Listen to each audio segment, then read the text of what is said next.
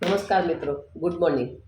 વાત થઈ રહી છે કલકત્તાના લેડી ડૉક્ટરની જે રેપ કરી અને જે હત્યા કરવામાં આવી છે, જે ઘણું દુઃખદ ઘટના છે અને હું તેને વખોડી કાઢું છું. પ્રગતિ મહિલા મંડળ NGO પ્રેસિડેન્ટ ધર્મિષ્ઠા જોશી અને બ્રહ્મ સમાજ ઉપપ્રમુખ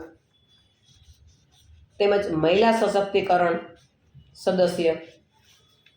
હાલમાં જે આ બનાવ છે તે ઘણો દુઃખદ બનાવ છે અને તે બનાવ છે તેના માટે મારું નીચે મુજબનું મંતવ્ય છે કે આટલી જે ખરાબ દુર્ઘટના છે કે ભણેલી ગણેલી બાઈને જો માણસો તેના સંકુલમાં જઈ અને તેની હોસ્ટેલમાં જઈ અને તેની ઉપર જો આ કૃત્ય કરેલું હોય અને તેનું બાદમાં મર્ડર પણ થઈ ગયું હોય અને બાદમાં તેની લાશ મળે છે, તો એ ઘણી દુઃખદ ઘટના છે. અને તેમાં મને નીચે મુજબના 4 પ્રશ્નો થાય છે.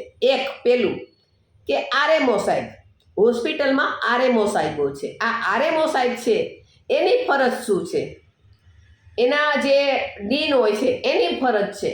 આ તમામની આ જે ફરજો છે કે લેડી ડૉક્ટર ક્યાં છે, કેટલા દિવસ રજા ઉપર હતા, શું હતું, એની પણ પોતાની ફરજ છે, એ પણ તપાસમાં હોવું જોઈએ. તેમજ ત્યાંનો ચોકીદાર કે ચોકીદાર છે એ 24 કલાક હોય છે, તો આ ચોકીદારની પણ ફરજ છે, તેનું પણ નિવેદન લેવું જોઈએ. કેટલા વાગે કોણ આવ્યું, કોણ ના આવ્યું, એને ડે ડ્યુટીવાળા અને નાઇટવાળા બંનેની આમાં તપાસ સજ્જડ થવી જોઈએ.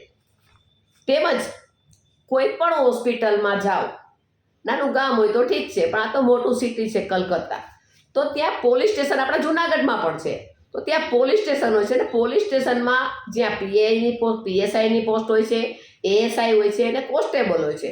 સામાન્ય કોન્સ્ટેબલ તો હાજર જ હોય છે, તો તેને પણ આ બાબતમાં ઘણું જાણવા મળે કે ખરેખર હકીકત શું છે, આમાં કોણ આવ્યું હતું, કોણ નહોતું આવ્યું. જ્યારે આવા માણસો આવે છે ત્યારે એક નથી હોતો, મર્ડર થાય છે ત્યારે આવા જે સંકુલમાં જાય છે ભણેલી ગણેલી બાઈ પાસે, ત્યારે તેની પાસે અવશ્ય એમાં માણસો હશે જ એવું મારું માનવું છે. કારણ કે ક્રિમિનલ સાઇડ હું ઘણી બધી વકીલાત કરું છું, હું આટલી બધી સંસ્થાઓ સાથે જોડાયેલ છું, 18 સંસ્થાઓ સાથે, આટલી બધી મહિલાઓ સશક્તિકરણનું કામ કરું છું.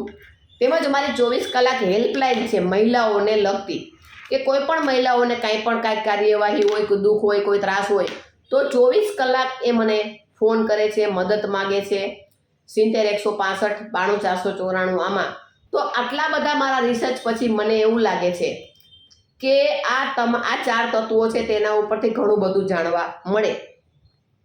કોઈ પણ લેડીઝને તેમાં મર્ડર થાય અને એને મારી નાખે અને આ 4માંથી કોઈને ખબર ન પડે, એ માનવાને લાયક જ નથી. મારી મમતાબેન બેનર્જી તથા યોગીજી તથા ભારત સરકાર પાસે માગણી છે કે આ તપાસ છે એ તટસ્થ થવી જોઈએ.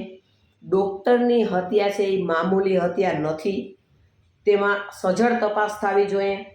તેમાં જેટલા આરોપી પકડાય તેમજ એના ટેલિફોન ટ્રેક કરવાના અને 120B તેમાં લાગુ પડે અને જેટલા એમાં હોય તેને તેમાં આરોપી તરીકે ગણવા.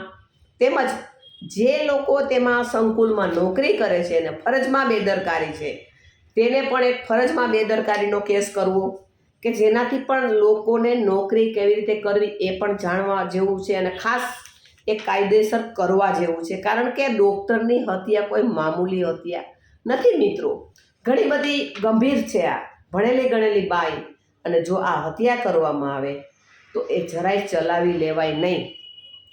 તેમજ મારી સરકાર પાસે, મમતાબેન પાસે ને યોગીજી પાસે એવી અરજ છે કે ભારત સરકાર પાસે કે આ જે આરોપી પકડાય તેને ફાંસીની સજા થવી જોઈએ અને કાયદામાં એટલો સુધારો કરવાની જરૂર છે કે ગેંગ રેપ અને કોઈ રેપ વિથ મર્ડર આ જ્યારે થાય છે ત્યારે મારી એક એવી અરજ છે સરકાર પાસે કે આમાં 1 કરોડનો દંડ રાખો, જેથી કરીને આ ક્રાઇમ રેશિયો ઘણો નીચો આવે અને જેનાથી મહિલાઓ સુરક્ષિત થાય. હાલમાં જ્યારે મોદી સાહેબે આટલું બધું કીધું છે કે મહિલાઓ આઝાદીથી ભારતમાં ફરે, ચોક્કસ ફરે છે, હું પણ ફરું છું.